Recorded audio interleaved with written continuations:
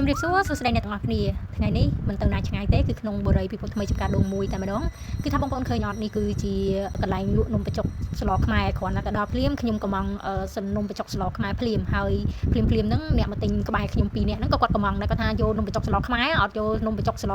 សៀមទេណានាំគ្នាសើចកិលនេះគឺជាអ្វីដែលប្រជាពលរដ្ឋខ្មែរគាត់លើកឡើងអំពីការមិនទទួលទានឬក៏មិនទទួលនៅ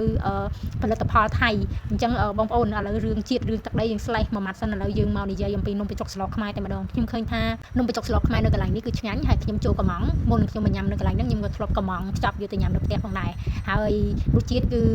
អាចទទួលយកបានជាមួយទៅនឹងតម្លៃក៏ស័ក្តិសមផងដែរមួយចានហ្នឹងបងប្អូនសាក់ទាយមើលមានតម្លៃប៉ុន្មានសូមលាក់តម្លៃសិនដែលខ្ញុំនឹងរៀបរាប់ដែរបងប្អូនឃើញអត់នំបញ្ចុកនេះគឺយើងមានបន្លែគ្រប់មុខព្រោះរបោយដែលយើងនិយាយថានំបញ្ចុកគឺឆ្ងាញ់របោយថែមរបោយថែមទឹកថែមរបោយថែមទឹកសរុបមកគឺ6000រៀលតែប៉ុណ្ណោះនិយាយលេងទេបងប្អូនគឺតម្លៃ6000រៀលមែនប៉ុន្តែការថែមទឹកថែមរបោយហ្នឹងគឺខ្ញុំលើកឡើងនៅក្នុងរឿងដែលយើងធ្លាប់មើលកន្លងមកអញ្ចឹងណាបងប្អូនប៉ុន្តែយ៉ាងណាក៏ដោយរសជាតិខ្ញុំឲ្យ8លើ10បងប្អូនដោយសារតែវាមានរសជាតិជាប់មាត់ដែរសម្រាប់ខ្ញុំតែសម្រាប់បងប្អូនគឺវាអាស្រ័យទៅលើ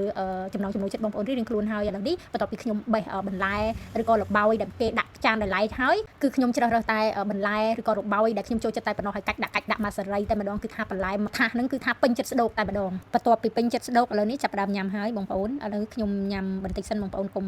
លេបទឹកមាត់តាមខ្ញុំណាការញ៉ាំរបស់ខ្ញុំនេះគឺលក្ខណៈថាមុខកាមេរ៉ាសភាពអីចឹងណាប៉ុន្តែក្រោយខ្នងមិនញ៉ាំចឹងទេកាយញុកនោះលើកទាំងចាននោះបងប្អូនមិនតែខ្លាចលើកទាំងចានទៅបងប្អូនមើលឃើញតែគូចាននេះចឹងណាអ្នកទាំងអស់គ្នាស្គាល់កន្លែងណាមានលក់នំបញ្ចុកឆ្ងាញ់ចឹងអត់មិនសិនតែខ្ញុំស្គាល់ផងហាខ្ញុំបានទៅសាកអរគុណវីដេអូនេះមានតែប៉ុណ្្នឹងបាយបាយអ្នកទាំងអស់គ្នា